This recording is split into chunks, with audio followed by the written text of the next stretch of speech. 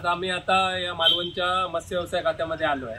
तर मत्स्य व्यवसाय खात्यामध्ये आता मच्छीमारी अशासाठी आले की जे हाय स्पीड ट्रॉलर, जे परराज्यातले ट्रॉलर आहेत ते आता इथे मालवणच्या समोर समुद्रात एकदम किनाऱ्यावर मासेमारी करतायत, मच्छीमारांची जाळी तोडतायत, मच्छीमारांना हानी पोचेल एवढ्या जवळून जात आहेत। परंतु मत्स्य व्यवसाय खातं सुशागात झोपलेलं आहे। आज आम्ही आता ते मत्स्य व्यवसाय खात्याच्या जर कानी आमची ती विवंचना, आमच्या ज्या व्यथा मांडण्यासाठी जर आम्ही आज ऑफिसमध्ये आलो आहे, तर आज ऑफिसमध्ये कोणी नाही आहे।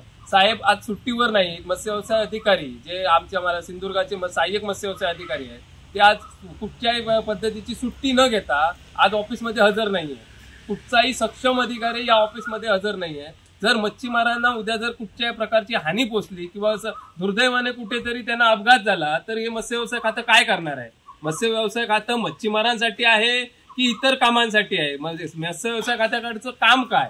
अनधिकृत मासेमारी रोखणं हे जर मत्स्य व्यवसाय खात्याचं काम असेल तर आज मत्स्य व्यवसाय करतंय काय? अनधिकृत मासेमारी का रोखली जात नाहीये? यामध्ये कुठेतरी मत्स्य व्यवसाय खात्याचा कुठेतरी हेतू लपलाय का, असं वारंवार मच्छीमारांना वाटतंय। आणि आता जर असंच जर चालू राहिलं तर पुन्हा एकदा मच्छीमारांनी तो जो कायदा आता घ्यायचा का आणि त्या परराज्यातल्या बोटी आहेत, ज्या अनधिकृत पर्ससीन बोटी आहेत, त्यांच्यावर हल्ला पुन्हा करायचा का आणि आपली मासेमारी रोखायची का?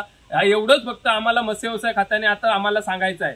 सिंधुदुर्ग मच्छीमारांसाठी बोट जशी रत्नागिरीला बोट दिली आहे आय स्पीडची, ती सिंधुदुर्ग जिल्ह्यासाठी कधी येणार आणि कधी अंमलबजावणी होणार ते त्यांनी स्पष्ट करावे। आणि जे ड्रोन कॅमेरासाठी हे केलं आहे, मला वाटतं जवळजवळ 3 महिने झाले आहेत, ते ड्रोन कॅमेरा तुमची अंमलबजावणी कधी होणार? आणि आज समुद्रात गेले होते संध्याकाळच्या क्षेत्रात काल, तर मच्छीमारांची बरीच जाळी गेलेली आहे आणि ती जाळीचे नुकसान देणार कोण? मच्छीमारी असं नुकसान होत राहिलं आता सध्या मच्छी भेटतच नाही आणि जर असे होत राहिलं तर मच्छीमारी करणार काय? मोठी मच्छीमारीचा पोटाचा प्रश्न निर्माण होणार आणि सुव्यवस्था बिघडण्याचं हे आहे तर सुव्यवस्था बिघडण्याचं जबाबदार कोण? सध्या एलईडी मच्छीमारी बऱ्याच जोरात चालू आहे। परससीन त्याच्यानंतर मल्टीचे ट्रॉलर या ठिकाणी येत आहेत आणि जोत प्रकारचे जे आपण फिशिंग म्हणतो ते करतायत, त्यांच्या बूम ट्रॉलिंग। मग त्याच्यामध्ये आज आमच्या मच्छीमारांच्या बोटी सुद्धा अडकल्या होत्या, मग जेव्हा कशा तरी ते वाचले आहेत। मग फिशरीज ऑफिस किंवा सरकार, मत्स्य उद्योग मंत्री म्हणजे कशाची वाट पाहत आहेत की आमच्या लोकांची त्यांना बळी पाहिजेत?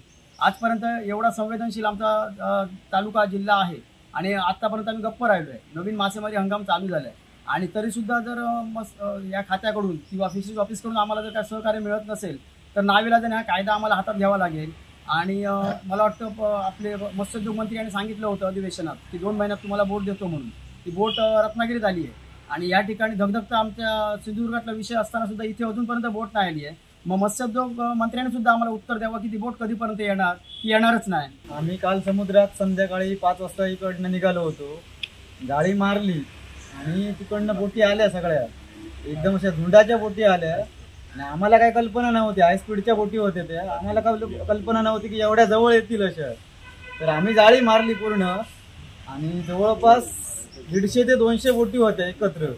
ते सगळ्या बोटी आमच्या जाळ्यावरून गेल्या आणि एकाच्या बोटीला जाळं आमचं अडकलं। ते आम्ही जीव वाचवण्यासाठी ते तिकडनं कापलं जाळं आणि आमचा जीव वाचून आम्ही लांब गेलो। आता जर ते समजा जाळं अडकलं असतं तर आमचा जीव तिथेच गेला असता। अशी घटना रात्री आमची घडली। याला जबाबदार कोण आता?